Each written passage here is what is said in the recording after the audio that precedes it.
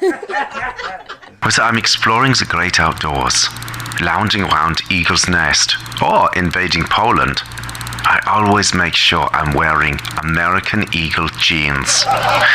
They're the most comfortable jeans I've ever worn, and they make my hinterlands look amazing. So, if you want to buy these jeans, go right ahead. I'm not going to stop you. Unless you are Jew or a gay. Adolf Hitler has great genes. Genes, get it? Somewhere in the bowels of the city that never sleeps, Kevin McCullough, radio host with Salem Media, is a man also not sleeping. Syndicated radio talk show host Kevin McCullough. And that guy would like a word with you. Many of you know him as Vostradamus. Of course that Kevin show is going to be great. The only thing that could be greater, of course, would be that Donald show. We don't have that, so we have that Kevin show. Featuring the music of Dick Tunney and the Dream in Color Orchestra.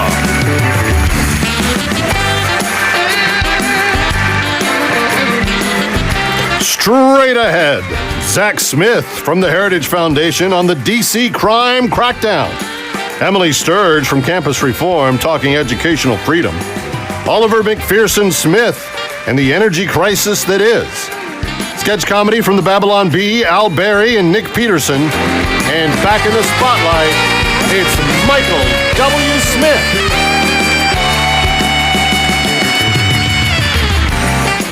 And now from Times Square, where Washington, D.C.'s crime wave is making Gotham look like a gated community, here's Kevin!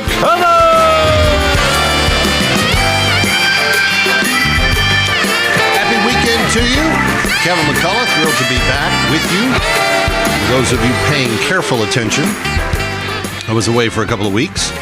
Took the family on the trip of a lifetime. We have planned for 2.5 years to take this trip and saved and budgeted and scrimped and scraped and did all the stuff that we had to do it. And it was worth every ounce of all that preparation.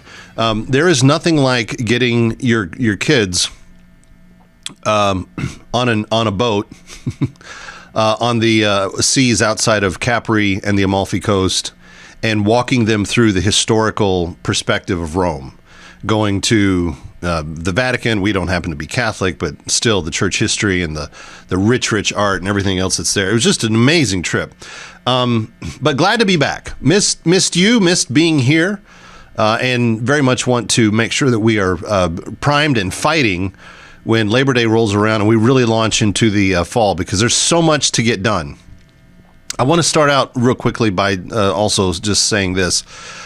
We are running just a little bit behind on the year if we're going to get all of the slaves liberated that we have hoped to liberate, and I need your help. 888-342-1010. If you have not participated with us this year, we still have about 148 to go of the 208 that we were aiming to help. We have about 148 to go. So very thankful for the 60 women that we've liberated, and their lives will be forever changed, and it's been worth it for those women for sure. But I don't want to leave the other 148 behind. So if you have not yet done that, please help us.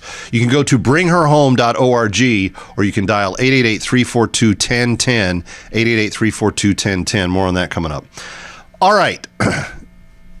Last Monday, It's been a really bizarre week when you think about it in terms of domestic politics, because last Monday the president comes out. First of all, I'm coming back on the airplane, a week ago Friday, and I'm looking at these headlines, and I get the White House press mail that they do every day, and so I see what the agenda is and what they're going to be talking about and where the president's going to be. I get all that stuff sent to me, and so I'm seeing that the president is really pointing to Monday as this big announcement in Washington, D.C. And then he goes on Truth Social and he posts it, and he talks about it, and he's, come Monday we're gonna take Washington, D.C. back.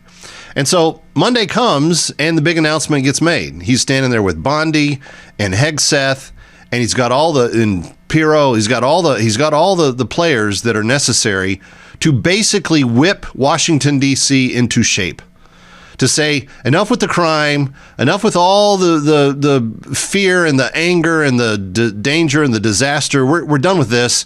We're going to fix this place. And within just minutes of him making that statement, of course, you have every Democrat coming to the camera long-faced. Oh, the president's overstepping his boundaries. He doesn't know what he's doing. He's taking powers he doesn't have the right to have. None of which was true, by the way. Not one of the criticisms that people made about the president on Monday had any basis in truth. Washington, D.C. is a federal area, and the president has absolute control over it. He can fire the mayor. He can fire the police department. He can do everything he wants to because he's in charge of the safety of federal districts and federal areas. He, as the head of law enforcement in the country, has the absolute say, which a certain police chief had to find out later in the week because she's a mess and she didn't know what she was doing. And so Pam Bondi actually had to say to her, sorry, your services will not any longer be needed. But you have the entire left melting down. I can't believe he's taking these powers. How dare he? Blah, blah. And then they try to support it with facts. Well, it's a 30-year crime low. It's why do you need? It's like the guy from Christmas Story. It's a special sale. No, it's not. There is no 30-year crime low because your people have been cooking the books. And they were cooking the books to make elected leaders look better when elected leaders didn't really have any reason to look better. And so on Tuesday, the teams roll in. Night number 1 gets underway. And on the first night, 23 arrests, a dozen weapons off the street, fentanyl found. Just within one night, you already had Washington being made safer as it went along. And it was absolutely not going to be that way if President Trump had not done this. If President Trump had not stepped into the scenario and said, we're actually going to make this city a safe place again, it would still be just as dangerous. That was night 1. That was just night 1. Then you had night 2 roll around, and the data comes out a day later, and they reveal 100 more arrests, more weapons off the street, more drugs seized, more of the everything that was making life terrible in Washington. And you know what's not being done? Nobody's being all the accusations. Oh, he's going to militarize and he's going to harass innocent people. You know what you have to do to justify what those critics were trying to say about the president. And this is not. I'm not understating it. For all of them to come to the camera and say we don't want the president to do this means that they actually wanted the people of Washington, D.C. to continue to be victimized into the future. And sadly, every president that has faced a violent Washington, D.C. in the last many years and has never done anything about it has contributed to that problem as well. How badly do you have to hate the residents of a city to see them suffer with crime rates of over 200% compared to other cities in the country? They have more violent crime in Washington, D.C. than New York City has. New York City has an incredible police department. Washington, D.C. is trying to do the job with 3,200 people because when they went through the defund the police thing, they canned 800 officers. You wonder where the 800 number came up, that President Trump said we're going to send you 800 people to help? That's it. They defunded their police by 800 positions. And what happened? In an already violently criminal city, things got worse. So the president steps into it, addresses it, gives them the resources. The union, the police union, comes out and says, thank you, President Trump, for doing this. The data starts coming in. Night 1, night 2, night 3. By the end of the week, you have nearly 1,000 people that are dangerous removed from the street. You have guns that are prolific being taken off the street. You have dangerous fentanyl that could kill millions of people taken off the street. And in the midst of all of this, you displace the police commissioner because she's a complete imbecile. And in the midst of all this, what does the mayor of Washington, D.C. do? Oh, yeah. Let me check my calendar here. I'm going to Martha's Vineyard. Peace, y'all. That's what they had happen. Thank you, President Trump. I've gone to Washington, D.C. 2 or 3 times a year for work for the last 10 years. Always felt dangerous. It doesn't feel dangerous anymore. And it's going to keep feeling better as this month goes on. Kevin McCullough, huge show straight ahead, including new music from Michael W. Smith.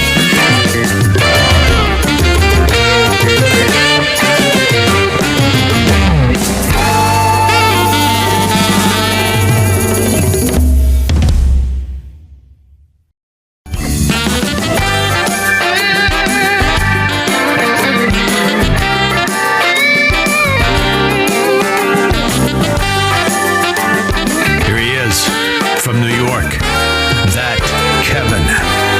Kevin McCullough. Welcome back to Times Square. It's That Kevin Show, thatkevinshow.com for everything, including if you want to register for your chance to win a trip to New York City. Come see the show, come meet me, hang out. I'll buy you dinner, show you the studios. It'll be a lot of fun. Go to thatkevinshow.com, click the promotions tab, and sign up for your chance to win. And you can enter every day between now and the end of August. So I would encourage you to do that. Zach Smith is back with us. He's a legal fellow at the Heritage Foundation. And Zach, your expertise is in great demand these days. So thank you for spending some time with us. This week, the president said, I'm going to invoke the constitutionality of the president taking over a federal territory. Washington, D.C. is a federal territory. And he said, we're going to straighten out this crime issue once and for all. The reaction to me, a little astounding in that I can't imagine anybody that really genuinely cares about people would have a problem with this. And then I see like the police union comes out and supports him. And they said, yeah, we know it's a mess. We need help. Please help us. And yet people are still criticizing him for it. What am I missing here? Well, unfortunately, I don't think you're missing anything. And I applaud the president for taking these actions. And I think to understand exactly why the president can step in and take these actions and should take these actions, we have to understand DC's unique status. It's the capital city of our nation. The framers of our Constitution always envisioned that at the end of the day, the federal government would have the final say over the safety and security of what happens in our nation's federal capital city. And so, unfortunately, for too many years, really since the 1970s, whenever the D.C. Home Rule Act was enacted, local officials have not appropriately done their duty. They've not taken steps to make sure that police officers are adequately funded and supportive. Local prosecutors have not taken actions to aggressively prosecute violent crimes. And unfortunately, we've seen the result of that with the crime crisis that DC has been experiencing for so many years now. So I say kudos to President Trump and his team for taking these much needed actions. Well, I think that you have to really hate people that have been victimized by violent crime to continue to say to them, no, everything's fine. You can live in a 200+% crime increase every year without, complaining. And of course, we know that none of them would ever choose to live there. The ones that are out criticizing him for this, the Dana Bashes of the world, who only seem to see violence in D.C. if it pertains to January 6th or something else. Mm. But here's the other slice of this that I think is hard for people to understand, and that is that when we're talking about trying to eliminate violent crime, if what you're doing isn't a holistic approach, then you're not going to be successful. And that's why Jeanine Pirro was there. That's why the Department of Defense was there. That's why the DOJ was there, because you have to have, as you pointed out, prosecutions that follow up on the incarcerations of the people that are doing all this. And if I'm reading the front page of Fox News one day, as I did this morning, and I see that a city councilman is exchanging envelopes of cash on secret cameras to people in the district, it seems to me that idea of a safe city for the federal government to operate in might be a little bit of a pipe dream right now. Well, unfortunately, it is. And I laugh because it's so ridiculous in some sense, but it's very serious in the consequences that we've seen. Keep in mind, we had a member of Congress several years ago get assaulted in the elevator of her own apartment building in Washington, D.C. We had a sitting member of Congress get carjacked. We've had multiple congressional staff be attacked. One was brutally stabbed. We had a congressional intern, sadly, get shot and killed on his way to the metro in downtown D.C. Just very recently. And so there are ample stories about everyone who's been affected by the crime crisis. Now, if you listen to local officials, if you listen to many on the left, they will tout that apparently D.C. is experiencing a 30-year low in the number of violent crimes in the district. Well, I looked. Where did that number come from? Where did that statistic come from?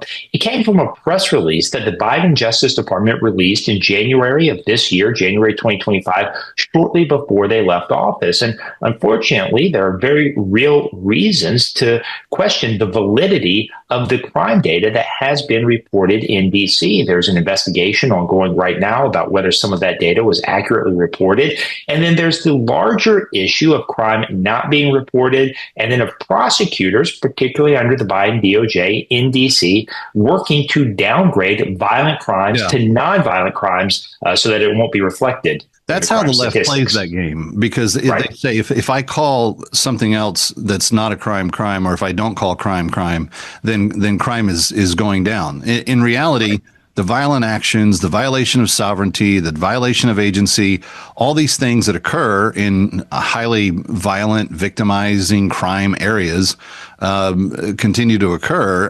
And you mentioned the people that may have cooked the books. It appears as though more than one person may have been in on that. There's official actions being considered against people that have been overtly connected to misrepresenting some of the numbers. So I think it's pretty telling. You know, I don't spend a lot of time in D.C. I'm there maybe 2 to 5 times a year on a really heavy year. I did for a short while commute from New York to Washington for a job that I had for a season of life. I never felt safe in that city. If you're not around the monuments and if you're not in the middle of broad daylight, it does not feel like a safe place, particularly outside that immediate area. I think anybody like a Dana Bash or elected leaders that sit there and try to say straight face to the camera that it's, safer than, another big city. I mean, I live in New York. We know what violent crime is here. We're a much safer city than Washington, D.C. is, as is like evidently Bogota, Colombia. I mean, you can't get over what a stretch it is for the Democrats to come straight face to the camera and say, no, that what he's doing is wrong. What he's doing is trying to save people who have been violently violated through criminal activity in what should be our safest city. Right. It's absolutely right. And it really stood out to me at the press conference yesterday how many members of the Washington, D.C. press corps had personal experiences with being victims of violent crimes or friends and family members who had been victims. Now, one of the other things that stood out to me at yesterday's press conference, if you listen to Jean Pirro Judge Jeanine talking at the podium there, she mentioned juvenile crime. Unfortunately, juvenile violent crime really has plagued Washington, D.C. for many years. And part of the reason juvenile crime has plagued Washington is because the locally elected D.C. Attorney General has primary authority for prosecuting juveniles who commit crimes. Now, the D.C. Attorney General, his name is Brian Schwab, he's a very left-leaning politician. He said that he'll never prosecute a juvenile as an adult, no matter how violent their crime, no matter how close to 18 they are, and that, in his view, we cannot, quote, prosecute our way out of this crime crisis. Well, guess what? The gangs, juvenile offenders, they receive the message. And so as a result, you have the majority of carjackings today in Washington, D.C. being committed by juvenile offenders. Yeah, guess what? Word's out. There's a trick. And if you do the trick, then you don't get caught or you don't serve as much time. Zach Smith of the Heritage Foundation, thanks for all your great work there. Well, thanks so much for having me on. Kevin McCullough coming right back from New York. Don't go away.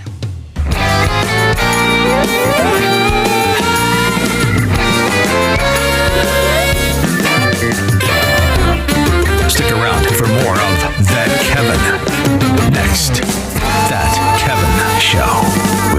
McCullough.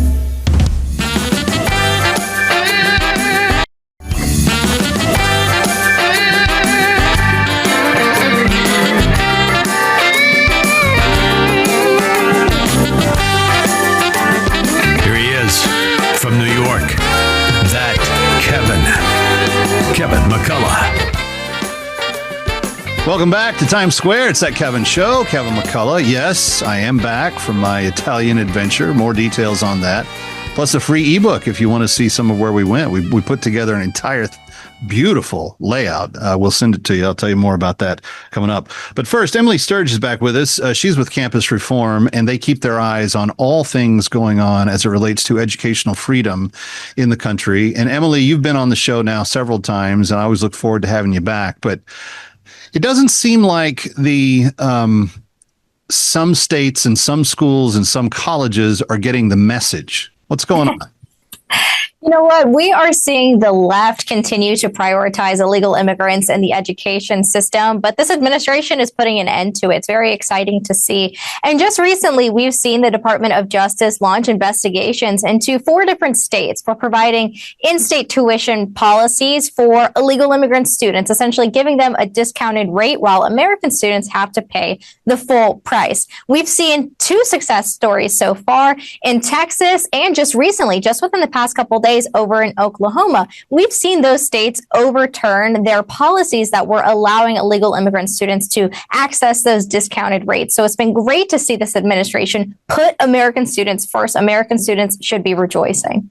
Well, and I want people to understand, President Trump, this is the part that I think people play dishonest with, Emily. It'll take me a second to walk this back, but I want you to get your response to it.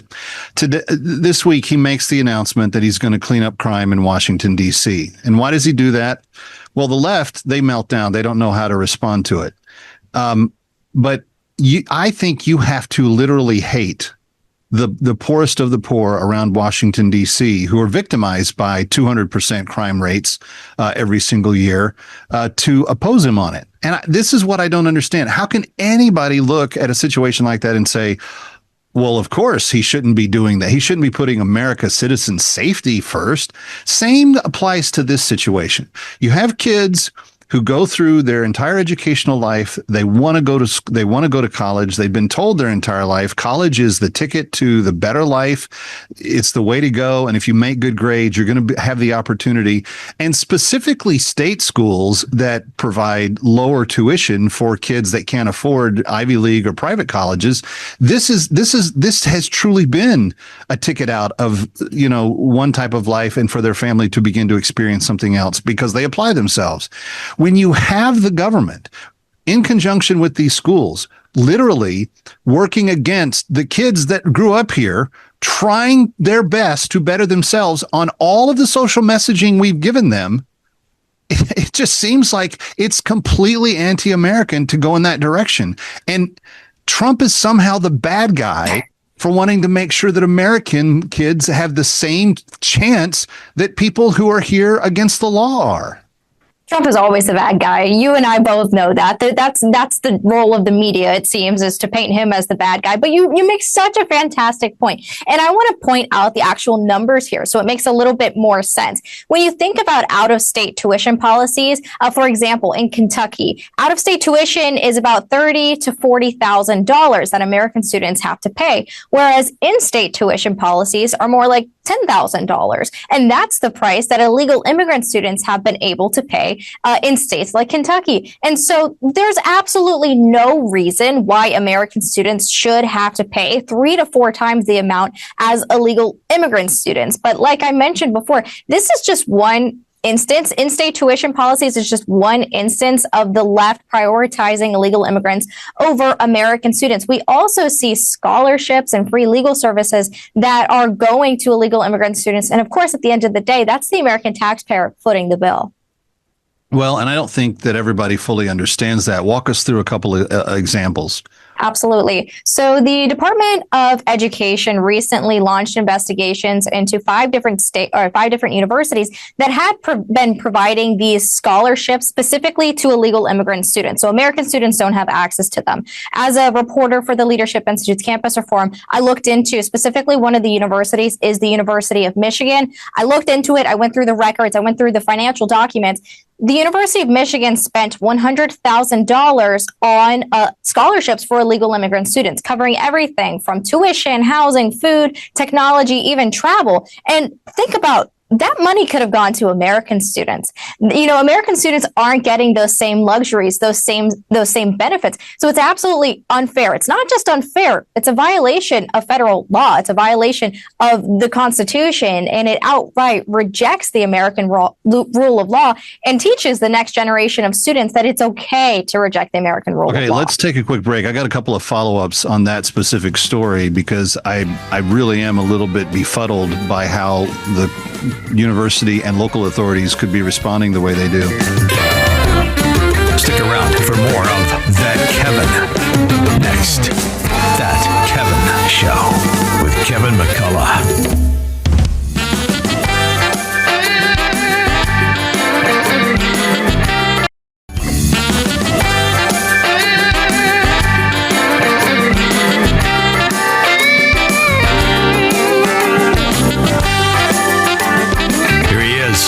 From New York, That Kevin McCullough. Welcome back. Kevin McCullough, glad to have you with us. ThatKevinShow.com for everything related to the show. All the archives, podcasts, my column at Town Hall, the daily column, the TV show, everything's there. Thank you for joining us, and thank you for thinking logically and consistently for America's priorities in joining us here. Emily Sturge is my guest. She's with Campus Reform. She keeps her eye like a hawk on some of these issues that really the rest of the media, Emily, I mean, let's just be very candid. If you weren't covering this, it wouldn't be covered. Even in conservative media, there's not that many people doing what you do or even covering the same stories. So from that standpoint, you're one in a million, and we're grateful that you're bringing this info to us. You were talking about the Michigan scenario, and you made reference to a pot of money that Michigan sets aside expressly for illegal students, illegal alien students. And you said specifically that American students are not allowed to apply or access or touch those funds. Again, I want to go back to because I feel like we live in this weird echo chambery world that never seems to stop and examine anything. I want to go back to the common sense of this. How is an American university, supposedly supported by American taxpayers at the state level in the state of Michigan, on the federal level from Washington, D.C., how are they allocating dollars that discriminate against American students? That's exactly the problem. And that is why the Department of Education, their Office for Civil Rights, has launched investigations into 5 different universities for doing this, for taking funds and only allowing them to go to illegal immigrant students, excluding American students. Now, the way universities are getting away with this, they're saying that the funds are coming from donors. They're saying since it's not state funds, then it's okay.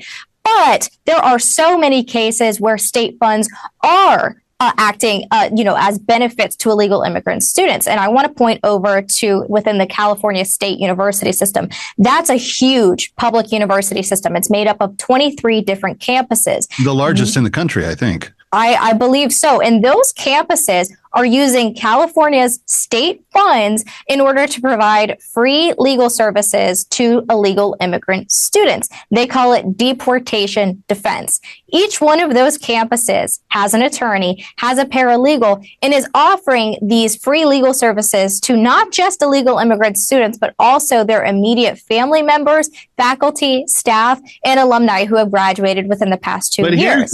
Here's the big lie in all of that. They're not free. They may be free to the illegal alien that's accessing the service. They may not be being charged for it, but the property owners of California are being hosed. The people paying their sales tax at the local Ralph's, they're getting the short end of the stick. Californians and Americans are paying for that. It's not free, but it's just not free. It's just free for those that aren't supposed to be there. Free for anyone who's breaking our laws. How backwards is that? And yeah, there's a massive price tag here. $42 million for California's taxpayers. And you know what? I'm thinking of the Californians who had their homes burned down in the wildfires. I'm thinking of the Californians who have to pay their own bills, who pay their own rent, their own electricity costs. They're also footing the bill for deportation defense for students who are here illegally and their family members. It's so backwards. I can't believe this is happening. But I'm excited to see that there is an administration taking this seriously, starting to target more of these programs. So that's why I'm exposing these programs. I'm going through the university financial records, finding them so that this administration can target and cut them. Let's move to that end of the spectrum, the solution, because the president, he's obviously taking stands boldly in this term that I think a lot of people thought he's going to come in kind of a lame duck, one term and done kind of thing. He's taken the opposite approach. I love everything that he's done so far. The fact that Rachel Maddow doesn't know the difference between a consolidating dictatorship and a president who's keeping his campaign promises is kind of hilarious in my book, but nevertheless, that is what we have. What are the options for the administration in terms of how they are responding to these schools, and what are the potential penalties that the schools will incur? Universities are risking their federal funding by having these policies in place that violate federal law. And the Department of Education has been very clear about that. Secretary Linda McMahon has been very clear that universities are risking losing their federal funding. They have been put on notice. They have been warned from everything to discriminatory DEI policies, men and women's sports, campus anti-Semitism, as well as this issue of illegal immigrants getting these financial incentives on America's university campuses. These universities have been warned that they are risking it. And we still see some universities continue these practices. At the end of the day, they need to comply with federal law in order to secure their funding. And we've seen some pretty big settlements from universities like Columbia with the administration. So we know when their money is put at risk, that's when they tend to act. Well, I'm wondering if it goes further than that. Have you uncovered in your reporting actual criminal activity that people should not just be having their funding threatened, but should people be going to jail? Is there wrongdoing on a criminal scale in some of these stories? Well, the way that I see it is that universities are incentivizing people to come here and break our laws. We will keep you updated on any additional criminal activity that we uncover. We are looking deep into this issue, I can assure you. And I think we're one of the only media outlets that are actually paying attention to these things happening on university campuses when it comes to illegal immigrant students. But I would say by incentivizing people to come here and break our law, I would say that is directly working against the American rule of law. But I'm not shocked by it. We've also seen other universities pass out guidelines to faculty, staff, and students, encouraging them to work against the federal rule of law, work against immigration authorities, work against ICE when ICE is present on campus. We've seen many universities adopt policies where they teach students, staff, and faculty to shield illegal immigrant students. So at the end of the day, of course, this is working against the American rule of law. The American people, the American vote. The thing about I mentioned Maddow earlier. She made that statement last week in a monologue that he'd become a consolidating dictator. Everything that he's done, we voted for, and it's going to be interesting to see where it all goes. Anyway, Emily, great job. Keep us up to date on what's going on. Thank you for spending time with us. Thanks so much for having me. You got it. Kevin McCullough coming right back from New York. Don't go away. Ready or not, we'll be right back. That Kevin.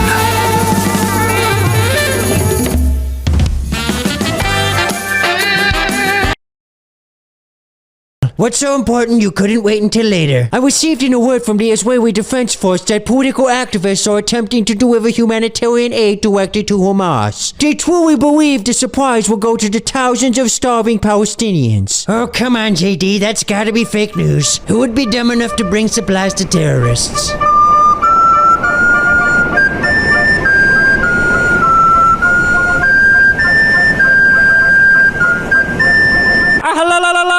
Allahu Akbar! Habibi, please. Young boy, what is your name? My name is Greta. Halalalala, Allahu Akbar! I shoot! Habibi, please, do not frighten the boy. It's okay, child. You can come out. Look, this civilian is starving and needs aid. How dare you starve? Here. All of this for a Nature Valley granola bar and a tampon? You are without a doubt the worst humanitarian I've ever heard of. But you have heard of me. Habibi, please. This boy has shown great bravery crashing his boat into the dock. Remember what Allah's prophecy said. The prophecy is not real, Elder. It's made up. No, Habibi. The prophecy is written by Allah himself. In fact, it is written that one day a chosen one will arrive demonstrating skill and bravery. This boy must be the one the prophecy foretold of. Sorry, but I'm not the chosen one. I just want to save the world. Ah, the prophecy said the chosen one would say that. You must come with us now. Elder, you would not trust this boy to be chosen by Allah. He's not even handsome. Neither Allah nor I would take him to our chambers for dirty playtime. Habibi, you must trust me. Allah made me elder because of my wisdom. Come, chosen one. No, I really need to get back. Let's just get a picture for Instagram. Little boy, we are not asking. Grab her, Habibi. Somewhere in the bowels of the city that never sleeps, Kevin McCullough, radio host with Salem Media, is a man also not sleeping. Syndicated radio talk show host Kevin McCullough. And that guy would like a word with you. Many of you know him as Nostradamus. Of course that Kevin show is going to be great. The only thing that could be greater, of course, would be that Donald show. We don't have that, so we have that Kevin show. Featuring the music of Dick Tunney and the Dream in Color Orchestra.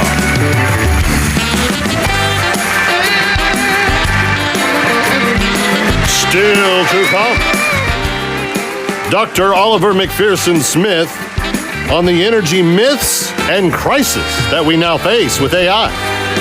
Plus sketch comedy from Al Berry, Nick Peterson, and of course the Babylon Bee. And he's back in the spotlight once again, Michael W. Smith.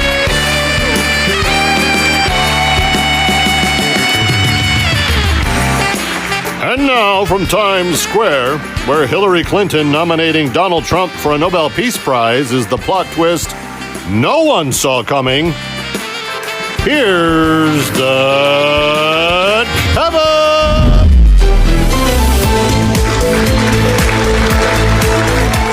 For Assignment Desk Weekend, I'm Kevin McCullough. Dateline Washington, where the nation's capital has finally decided to try crime fighting. A concept so radical it hasn't even been attempted in years. Attorney General Pam Bondi has yanked D.C. police chief's powers from her. You know, the powers she mostly used to schedule photo ops and promote diversity trainings. Bondi also rolled back protections for Sanctuary City. Residents are reportedly confused because for years, crime crackdown in D.C. meant politely asking carjackers if they could just return the car seat. Meanwhile, Barack Obama has declared that Democrats who fled Texas to avoid a vote are inspiring. Inspiring who? That's unclear. But if disappearing for weeks while on the taxpayer dime is now considered leadership, half of Congress is ready to qualify for the Medal of Honor. Homeland Security unveiled a shiny new ice fleet, striking in the way a catamaran is striking in the desert. It's meant to boost recruitment and visibility because nothing says secure border quite like turning law enforcement into a NASCAR team. Speaking of border security, agents recently made an arrest outside a Gavin Newsom anti-Trump rally. The suspect's charges remain unconfirmed, but rumor has it the real crime was wearing a Make California Affordable Again shirt somewhere inside the city limits. Over in Virginia, Democrat Abigail Spanberger has refused CNN's invitation to debate her Republican opponent for governor. Her campaign explained it's not that she's avoiding the debate. She just doesn't believe in giving voters too much information before an election. And on The View, a co-host urged disco legend Gloria Gaynor to decline her Kennedy Center honor because Trump exists. Gaynor reportedly responded by singing "I Will Survive" at full volume until the panel's credibility curled up into the fetal position, a position they've been in often in recent months. Science news, researchers studying people who live to 100 say they all share common habits. Things like exercise, healthy diets, and apparently avoiding Twitter. Missing from the study, the fact that most centenarians have also lived 100 years without ever being represented by Congresswoman Alexandria Ocasio-Cortez. New York Assemblyman Zoran Mamdani warns that America's faith in democracy is withering if it can't deliver for the working class. Oddly, he said this moments before voting against a bill that would cut working class taxes. D.C.'s Mayor Muriel Bowser is so committed to her city during Trump's federalized crime crackdown that she took a quick morale-boosting trip to Martha's Vineyard. Officials say she was studying other jurisdictions' crime strategies, like serving lobster rolls to wealthy donors while your city's homicide rate makes the evening news. In California, a school board president is under fire for defying Governor Newsom's directive and keeping transgender athletes out of girls' sports. Shockingly, a majority of parents agree with him, suggesting California may have pockets of sanity left, though scientists are still searching. Relationship advice now. A dating coach revealed the secret weapon for women abandoning modern relationships. The weapon? Standards. Unfortunately, many men report that they've been disarmed for years. And finally, just a touch of pop culture for you. Taylor Swift says her biggest challenge in the last few years was convincing Jason Kelsey's daughters that they were not cat people. Actually, she was just trying to convince them that cats weren't poisonous.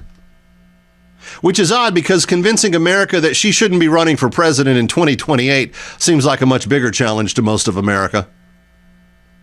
In summary, the Capitol is fighting crime, Obama's praising fugitives, ICE is going full NASCAR, a mayor's on vacation while her city burns, and The View still hasn't found a mirror big enough to reflect on its own ignorance. For a Simon Desk Weekend, I'm Kevin McCullough. Besides the suspect.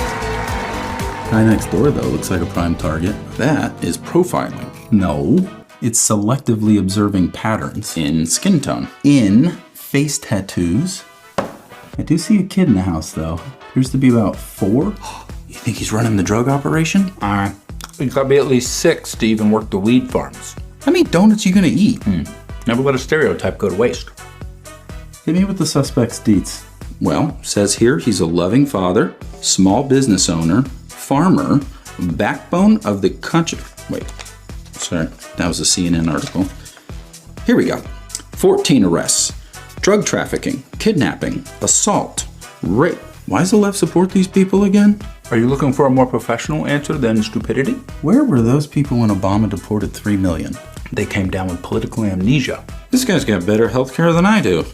Probably a good thing, though. It says here he's in bed with multiple sclerosis 13. I don't think that stands for MS 13. Never mind. You know you got the most dangerous job when you got to deal with those monsters. Well, statistically, the most dangerous job is being Obama's chef. Almost everybody dies. How come every street in Blue Cities looks like the entrance to the United Nations?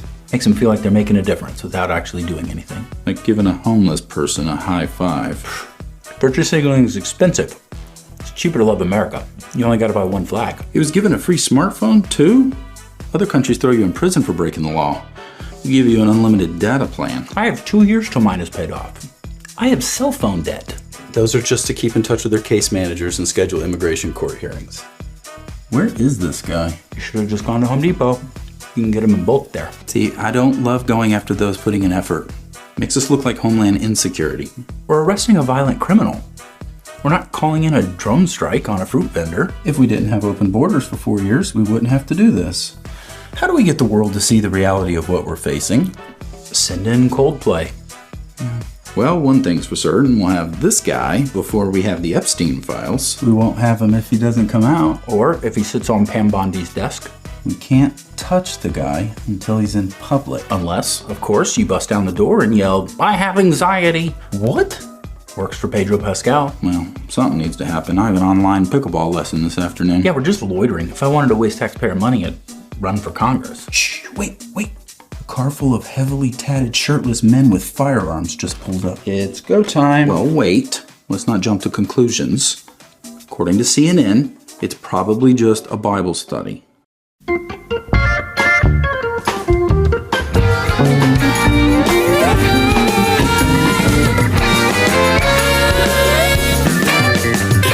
Ready or not, we'll be right back. That Kevin.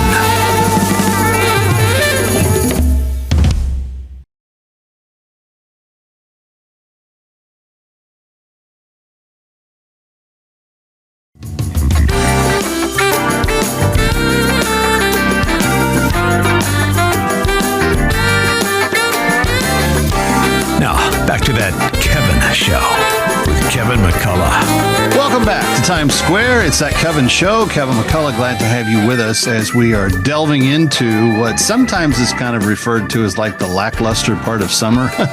No. The president busy with policy, making headlines, doing deals, taking back the nation's capital, doing everything he can to make the world a safer, better place. And you've heard me in recent weeks when I've been talking about the issue of energy, referring to something called the AI arms race. It's between China and the U.S., and it has to do with how much energy is being used to train AI models. And here to discuss with us is Dr. Oliver Mc Phereson Smith, who has been part of this current Trump administration. He was the lead on the energy transition work from the campaign to the installment of the government, and he is now the lead at AFPI, America First Policy Institute. We love our people at AFPI because they always are thinking about how to put America first. But Oliver, it's good to have you. Thank you for joining us. My pleasure, Kevin. I've been talking about the disproportionate pursuit of AI capability that China has been unapologetically going after. They are launching, is my understanding, online a new coal plant almost at the rate of one every week in the year of 2025. A new coal plant online 2025, one a week. And they don't apologize for messing up the environment. They don't apologize for the pollution that that's causing. They don't apologize for anything. They know that they need every ounce of energy to supply this thing called AI that they can possibly produce. And so they don't have enough, so they're producing all of this other. The U.S. has about 8,000 terawatt hours less than China in terms of recent expansion, and we are falling behind on this. I'm curious as to a few things, but since you're the expert, I would rather you just lay it all out for us. How does this impact our national defense? How does this impact our domestic life in terms of what we're capable of doing here? And long-term, even the training of future generations in terms of learning and education. But I know that AI, there's not an app on my phone that doesn't have an AI tool with it now. And I understand that just training one of those models uses the same amount of electricity as like 100 homes for a whole year. So what's the story? Yeah, Kevin, you're spot on. This global AI arms race of sorts is the frontier of national defense, of the global economy. And as you outlined, China is building out its infrastructure, its energy generation capacity, its ability to transport energy at a rate that frankly, we haven't been able to catch up to until now. China's building out its coal capacity, its natural gas capacity, it's building huge hydro facilities, it's mining and refining critical minerals. And during the Biden years, we saw this happen. Unfortunately, someone was asleep at the wheel in the White House, shall we say, during those 4 years. But America's back now. We realize that we have to win this arms race. There's no two ways about it. It's the next generation of our fighting capacity, our national defense, that physical defense, but also our cyber capabilities. It's the next frontier for innovation and efficiency within our economy. And education, as you say, we need to integrate AI into everything we do, from schools right through colleges, right through the technology that folks use when they're working in the economy. That's why under this Trump administration, we've seen a huge focus. Just last month, the White House unveiled its AI blueprint, its roadmap to American AI dominance, where we will cement ourselves as the front runner here. But we have no option. We have to win this race. Yeah. There's no two ways about it. Well, and that means one thing in particular, and that is we need more energy production And my group at OilFacts, we're in favor of all forms of energy being increased. We need to see an increase in production in nuclear. We need to see an increase in production, particularly of hydrocarbons, dense hydrocarbons. Dense hydrocarbons are the most efficient energy stockpile that we can use right now because we have had such a bad track record with nuclear in recent years. But I want you to dig a little deeper for us, because if we don't produce the energy, we don't have the artificial intelligence, the AI, to compete. What does that tangibly look like for us, even 24 months from now versus China? Yeah, Kevin, it's like having a cell phone or a laptop or a computer without a battery. You need the power to fuel and to power this technology. That's what it looks like. You could have the best AI research, the best tools, or what have you, but if you can't power it, then it's useless. And that kind of brings us to the fundamental question of how do we power this technology? Do we use affordable, reliable energy that we can source here in the United States, the likes of coal, of nuclear, as you described, of natural gas? Or do we put all our eggs in an unreliable basket, the likes of wind and solar? It's like having a car that only runs when the wind is blowing and the sun is shining. You need to have backups. That makes it more expensive. Look, there might be a time and a place where wind could function, but it's not the baseload that we need to power this technology. And these data centers that are the machines that process AI, you need to be able to run them 24/7. It's a national defense fundamental capability. Imagine if we didn't have a military between the hours of 8 p.m. and 8 a.m. Yeah. It just doesn't work that way.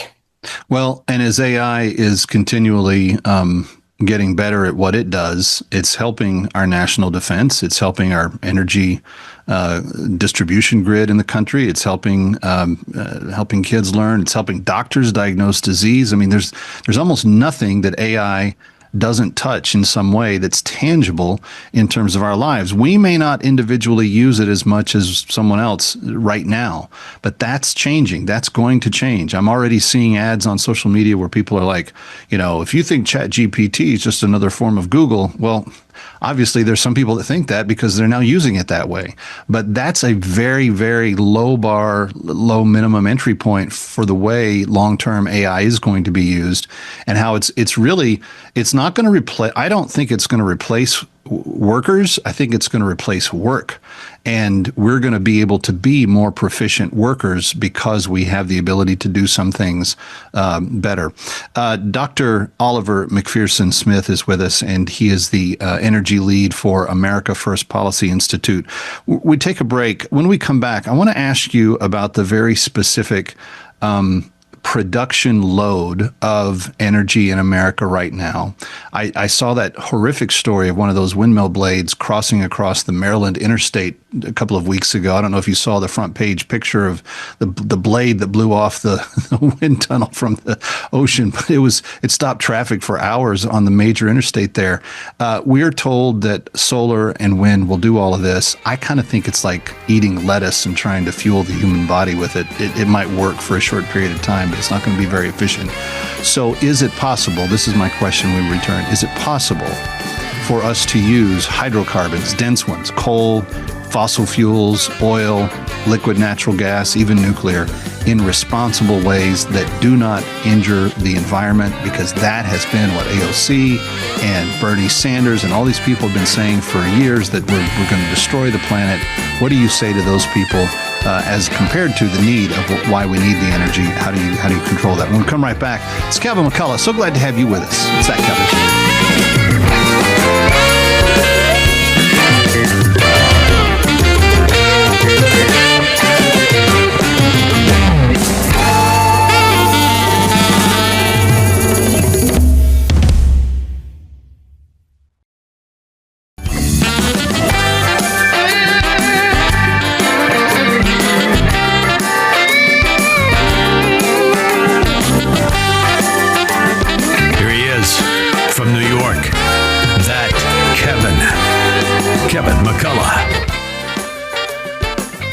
Welcome back. Kevin McCullough, glad to have you with us. Yes, I am back from my world travels. More on that coming up on the show. We'll be telling you a little bit, give you a little insight, even a little peek of what we did. And it was a lot of fun. I'll tell you more about that. But first, Dr. Oliver Mc Phereson Smith continues with me. We're talking about energy and the AI arms race. Now, some people, Oliver, may remember the nuclear arms race and how, Reagan basically had to threaten Russia within an inch of its life and say, if you proceed with this, we're just going to outpower you, outbuild you. There's nothing that you're going to do that we're going to be able to not overcome. And that eventually won the debate on nuclear weapons between the U.S. and the Soviet Union.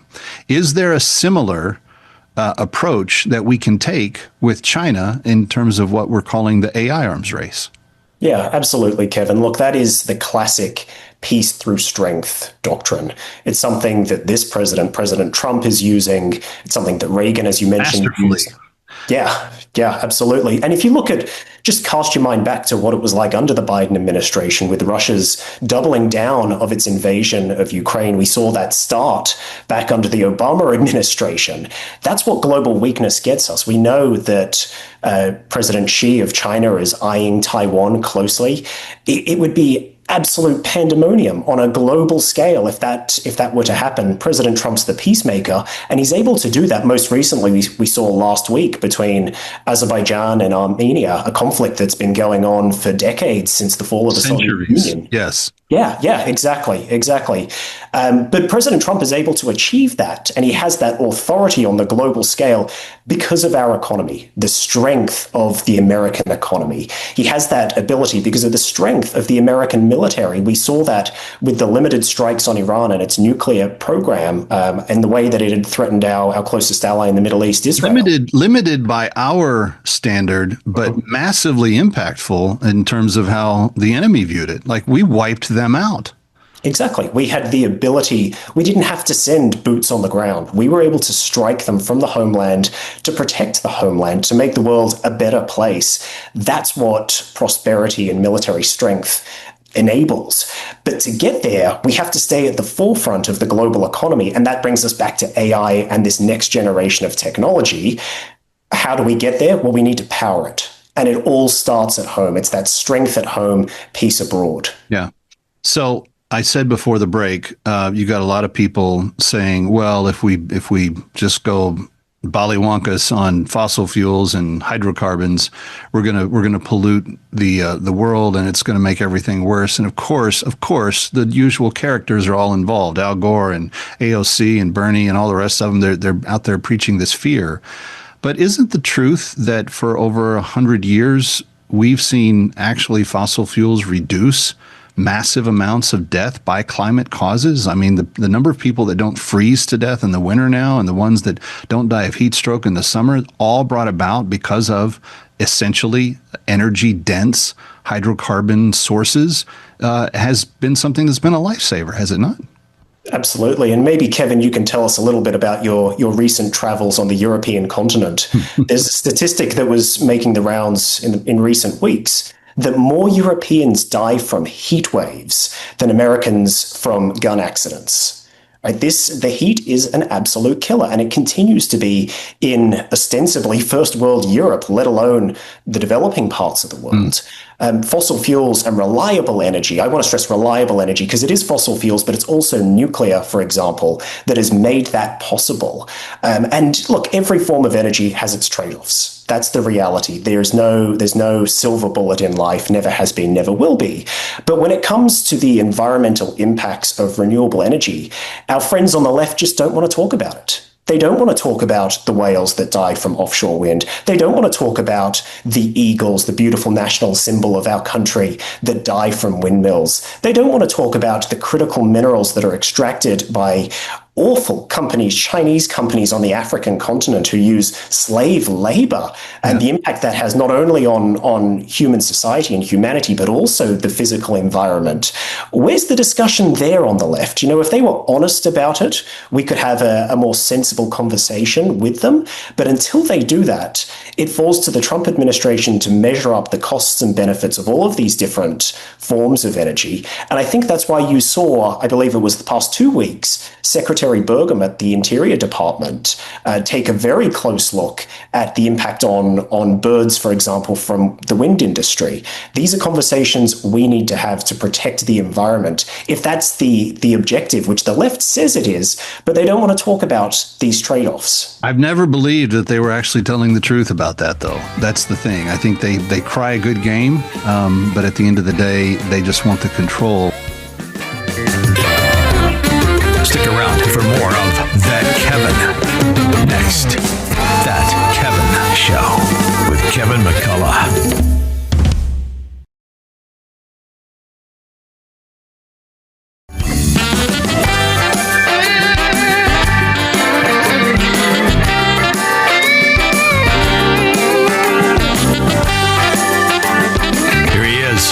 From New York, That Kevin McCullough. All right, welcome back, friends. I mentioned this at the top of the show. I want to say, first of all, thank you. Many of you have stepped up and said, hey, Kev, we know what's going on by way of your human slavery project, and we want to help reduce slavery on the planet. So 60 women that at the start of the year did not have their freedom now have it because of the generosity of those of you that have helped liberate those 60 women. The thing is, the list that we have with the names of the women that are in process of being liberated is 148. So in the last half of this year, we're going to have to really pick up the pace, or we're going to need a couple of you to do something remarkably generous. And every year for the last few years, there's always been someone that's given a $10,000 gift or $15,000 gift, just going above and beyond what anybody would have expected. And we don't want to come to take any of those for granted. So those of you that have been that generous in the past, thank you. But for the next few minutes, I just want you to be aware that my family is so personally committed to this issue that every slave liberated this weekend, we will match slave for slave, dollar for dollar. So if you give your gift right now and you give it at 888-342-1010, 888-342-1010, if it's a $250 gift, if it's a $5,000 gift, we are going to, the McCulloughs are going to match that dollar for dollar this weekend if you will join the cause. Because we have 148 women whose lives are going to be ruined if we do not. These are 148 women that can taste freedom. It is almost on their doorstep. And to deny them that access when we have gone to the trouble of doing everything that we can to try to get them out, simply because we don't have the supplies to give them when they're liberated, it's not going to sit well. So I need you to help us with that. Now, here's how it works. For $250, one life is liberated out of slavery from northern Sudan being held by jihadist slaveholders.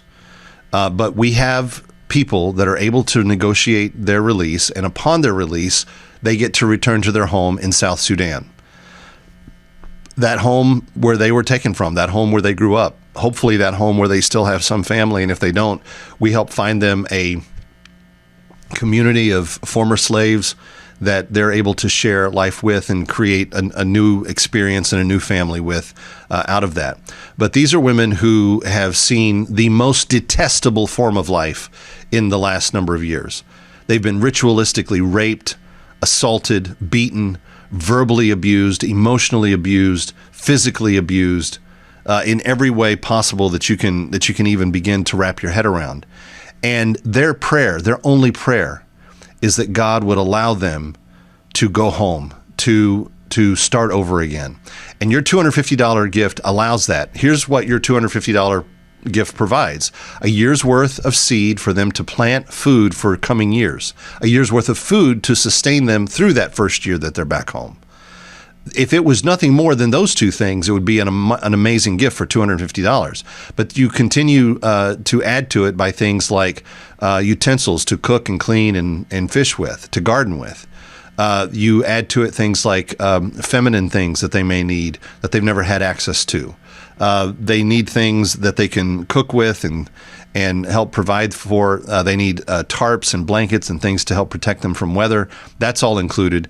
And kind of the most special thing of all is they get a little she-goat that they can make a new life with, that they can have goat kids with, that they can create milk and cheese and sell food products and other things because they have it. Friends, it is all part of the $250 that you give when you give one in the name of one of these slaves that we are working on negotiating their freedom from. But our goal is 208. Only 60 have been spoken for. That means 148 are still not free. And I'm going to match every gift you give this weekend. Please call right now. My name is Nanya Newt. I was about 15 years old when I was captured. My mom had spent the last few days teaching me all about what it meant to be a good wife and a mom, showing me how to cook and sew. She had hoped I would get married in the future. One day I was out collecting firewood, and that was when the Arabs found me and captured me and took me to Sudan without the chance to tell my family goodbye. It took me many days to walk the complete journey. They gave us boiled sorghum as we went, and the men that had been captured with us faced grave dangers. They were considered to be spies, and most of them were killed right in front of us. Upon arrival in the north, I was sold to a master in Miriam village, and then I was sold almost as quickly to another Arab in Magala Gate. He made me work for his family, sweeping the compound and washing the dishes. They worked me long and terrible hours, pounding sorghum, fetching water. And then they said in order to be a good Muslim woman, I would need to be circumcised. I was held down as it happened, and then I was forced to marry. Against my will, they forced me to work even when I was sick. And if I did anything that made them angry, they would beat me. My master never bought me any clothes, never paid me for any of my work, and barely ever fed me. Then one day, I heard about a CSI retriever, and I ran to find him in the town. As it turned out, they were freeing slaves in my region, and they had not known about me. But I think God allowed me to find them because they brought me home. We walked that same journey back to South Sudan. And today I thank God because I am free. I thank the Arab retriever because he helped. I thank CSI and for those who gave. I cannot thank those of you who gave money to help us become free ever enough in all of my life. But I do hope that my prayer is answered, that we will not stop until they are all free.